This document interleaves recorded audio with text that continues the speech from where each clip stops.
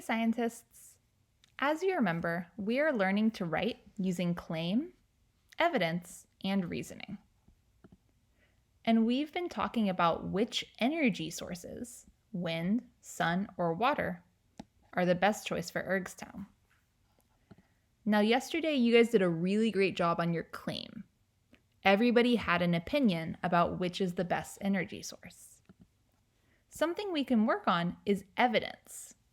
What you saw or read that supports your opinion. So, for example, maybe you looked at this map and your evidence is, hey, on the map, I noticed this. Maybe like I noticed that there's water and there's a river next to the town. That's evidence you saw on the map. So we got evidence. And we also need to remember to include reasoning. So you need to clearly explain why the evidence supports your opinion. Like, why does that matter? So we're going to look at some examples. This person answered, I think that the best source for Ergstown, because they have a lot of room for windmills. Oh, I think it's supposed to say is wind. There we go. The best source for Ergstown is wind because they have a lot of room for windmills. So their claim is awesome. What are they missing? Evidence and reasoning. So let's think about evidence. We could look here at chart A. Whoops, I don't know what that is. Go away. At chart A, and we could see that maybe chart A might not actually support our claim. Let's think about better evidence. Let's look at the map. We have lots of space over here for windmills, so the evidence could be the map. So we could say, okay, I saw on the map that there is lots of space. So that's my evidence.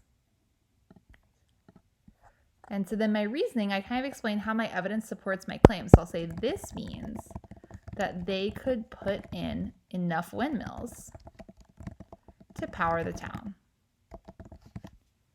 So you see how I explain my opinion, I give evidence for why that's my opinion, and then I show the reasoning for why that evidence actually backs up my opinion.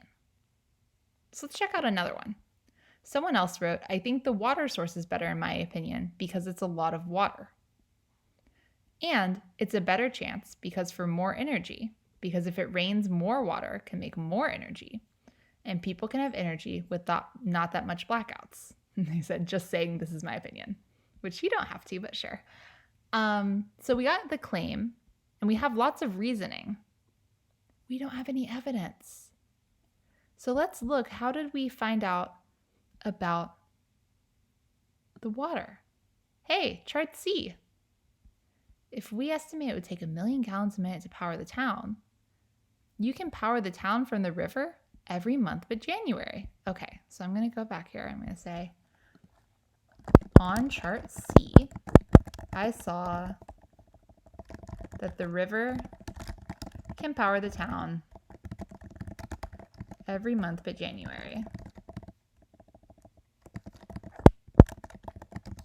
Because there is at least 1 million gallons. Is that per minute?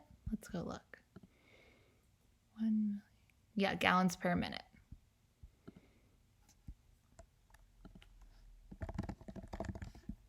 Because they'll say the flow. We want to be really specific because remember, we're talking like scientists. All right, so now I have my evidence ready. So whenever you're saying your evidence, you're saying something like on chart C, or in my other one, I said on the map. I'm telling where my evidence came from. So yesterday we talked about advantages.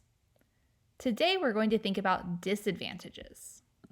So today your job is to say what energy source should Ergstown not use. You're going to say, I think is not a good choice for Ergstown. I saw on that This means So again, the question is, what energy source should Ergstown not use? Let's go.